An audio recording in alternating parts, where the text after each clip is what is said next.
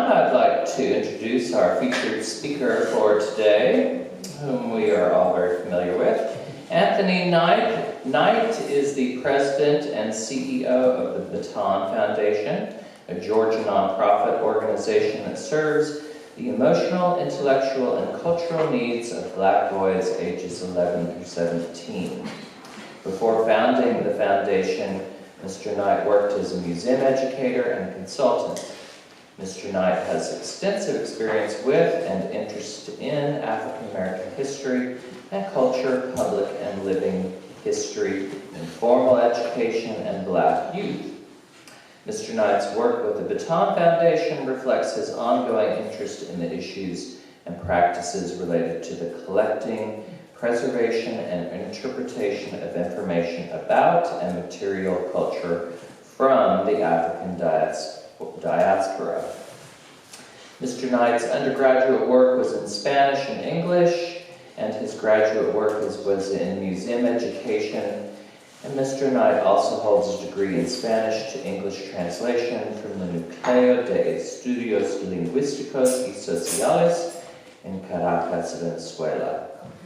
And last but not least, Mr. Knight is a New York City native. Please join me in welcoming.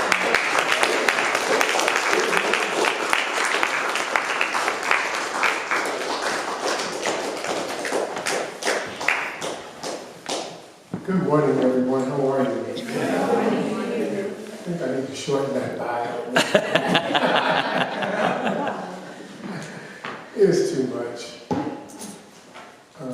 Thank you all for inviting me again. It is always a pleasure to come and fellowship with my folks here at First E. And, and I love you back.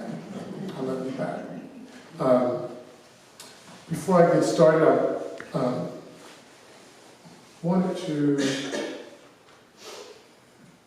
have us acknowledge a person who passed away this week, Claudette Colvin.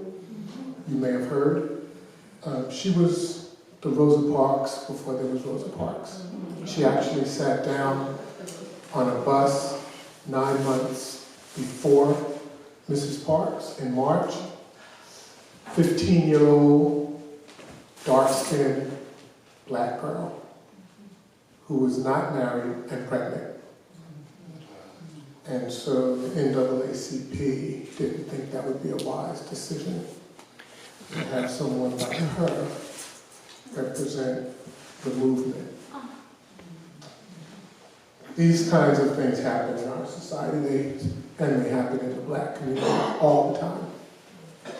Colorism is real, and it impacts so much, unfortunately, in Black life. After that experience, Ms. Colvin could not find work, and she was forced to move to New York, where she had her baby, and he died in the last few years, but she had another son who was born in 1960, and that son, I understand, is still alive. So I just wanted to honor the life and memory of Claudette Colvin. And maybe as a way to encourage Marcia and all of us, myself included, to not despair. That bus boycott brought a massive system to its knees in just a year's time. What Ms. Colvin started, what Rosa Parks took up, literally brought a system to its knees. Not without violence, not without people losing work, people being persecuted, but they persevered, and they brought the system to its knees. So we have to remember that. We have to remember that. Today, though, I'd like to share with you some thoughts that I titled A Revelation, a Dream, and an Anniversary. A couple of weeks before Christmas, I had the opportunity to speak with Paul Dean, a professor at my alma mater, Ohio Wesleyan University, we lovingly call OU, in Delaware, Ohio. Dr. Dean's recently published book, Class Structure and Social Mobility, The Hidden Strengths of Working Class First-Generation Graduates, is one about which I recently learned and one in which I was interested as the basis for an upcoming Baton Foundation virtual event. Professor Dean and I had a great conversation. We spoke for about an hour and covered a lot of terrain.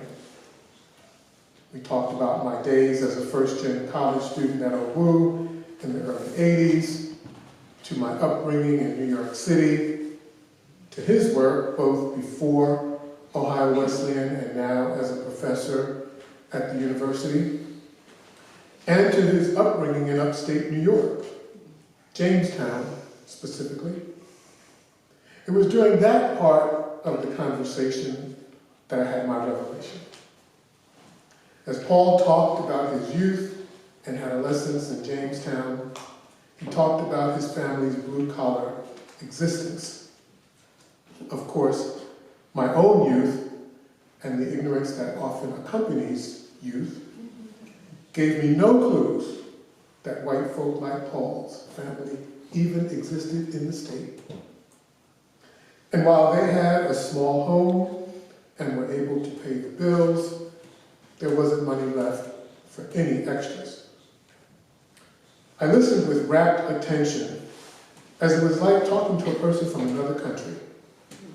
For while Jamestown is only a few hours from Queens, well actually 6.5, it might as well have been on the other side of the country, and I was fascinated. Paul talked about his decision to go to college, as he had greater ambitions for his life than the ones available to his father. He talked not only about being a first-gen student like me, but the financial challenges that presented. Again, the same ones that my family faced. What he recounted next, though, really kind of blew my mind. He talked about being home that first summer after freshman year, watching television. During the programming, a commercial came on about the United Negro College Fund. Paul had no idea an organization like that existed and was immediately enraged. Well, maybe not enraged, but something pretty close. He wondered why the UNCF existed to help black students when he knew how much his own family was struggling. Almost immediately, as he was sharing the story, I had this sinking kind of feeling, one almost akin to shame. In that split second, I was able to feel the pain of this young student whose family was struggling financially to keep him in college. A family that needed assistance, as did my own, but because of his race, he did not have access to an organization like the United Negro College Fund. Truly, it was a moment I will never forget. I welled up to the point of almost shedding a tear. The emotion was that raw. When Paul finished the story, we collected ourselves. I think he could kind of tell I was going through a little something. And we continued the conversation. We talked about the story, and I shared with him that at that age, my late teens, early 20s, and for some years after that, to be honest, I never knew, and probably did not care very much, that a white boy felt some kind of way about black folks having access to something he did not. Heck, all I knew at that age, or what I believed, was that white folks could afford or find a way to get whatever they needed. So leave whatever little crumbs we black folks might have alone. Thank you very much. I also told Paul that as he told his story, I felt for a split second something like shame or maybe even embarrassment that an organization like the United Negro College Fund existed. But as quickly as that feeling came, it went.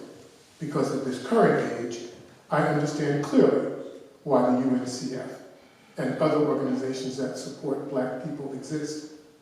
Their efforts to level a playing field that has never been level.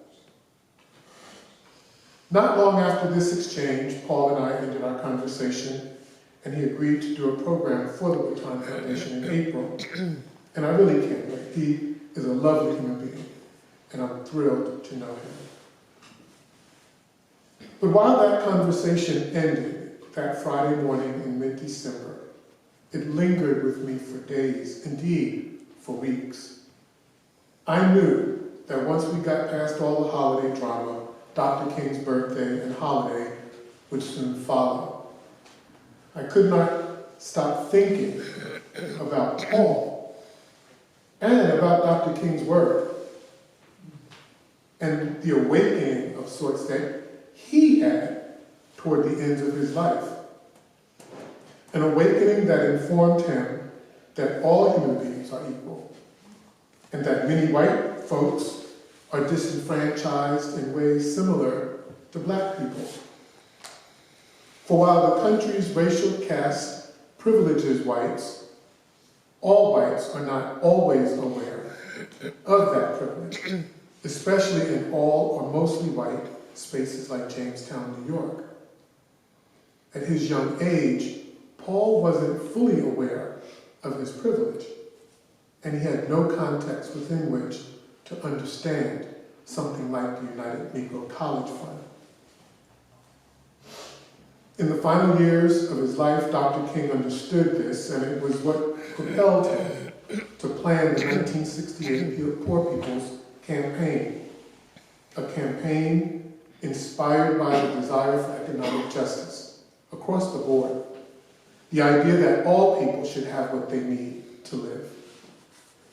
We know, sadly, that Dr. King would be assassinated 1 month before SCLC initiated those events in May of 1968. Many believe to this day that it was Dr. King's new way of thinking and his stance on the Vietnam War, of course, that made him a target. Not surprisingly, Malcolm X would have a similar awakening during the end of his life and be killed for very similar reasons. His trip to Mecca helped him to understand the universal nature of being human. It seems to me that one cannot involve himself or herself in work that aims to alleviate human suffering in one population without realizing that all human populations are susceptible to the ignorance and frailties of our existence. Dr. King's dream was never meant to be a slogan or a tagline to assuage the guilt felt by or the privilege enjoyed by those whom despise him in life. Instead, his dream was that human beings would come to understand that we are each other, that we are all part of a universal truth, that there is only one race, a human race, and that we all are part of one consciousness, an eternal consciousness. Dr. King's dream was that we would come to know that fact and live our lives in accordance with its truth. Will we ever? My conversation with Paul and my ruminations about it and its connections to Dr. King's ideology led me to remember that this year, 2026, is the 50th anniversary of this country's violent and oppressive founding. Far from the enlightened and bucolic chain of events we are force-fed from birth, the founding was actually rooted in religious fervor, greed, genocide, theft, and various forms of psychological, physical, and emotional violence. Many of us still want to believe in the so-called founding principles of democracy, equality, and justice, and many continue to fight for them. And that's fine, I guess. As I get older, however, those euphemisms no longer feel good. I value truth and facts, however difficult they might be. And I truly wonder, if a country founded in the way this country was, with its true guiding principles, pretty much still in place, could it ever be something other than what it was founded to be?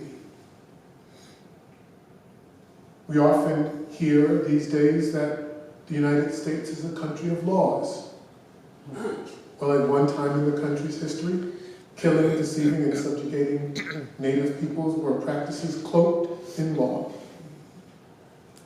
Not extending certain privileges to non-land-owning white men and women also was bound up in law. And of course, enslaving black people and denying them their humanity and rights were practices defined by and upheld by laws. For how many more centuries will we take the proverbial 2 steps forward and 1 step backward? We seem to enjoy this dance, spinning our wheels, the car always ending up stuck in the same mud. We gain ground, we lose ground, but never do we seem to make it to higher ground. It's frustrating, and now quite dangerous. Not that it hasn't been before. Unlike 1976, this anniversary seems much less a time to celebrate than one to reflect and to plan. I was 15 years old in July 1976. My younger brother Mark had died in a freak accident 3 months earlier, and my family was still reeling. I remember, though, my parents took my remaining 2 siblings and me to Manhattan to see the flotilla on the Hudson River. It was amazing, and the fireworks were phenomenal. I shall never, ever forget that day. And while at 15, I was totally enveloped in the euphemistic cloud story regarding this country's history, the day provided a semblance of normalcy, and perhaps was a welcome distraction for my still grieving family. 50 years hence, I will not be attending any anniversary celebrations. I'm in mourning again. This time not for my beloved brother, but for my country. The place, despite its wretched history, I call home and love. Thank you.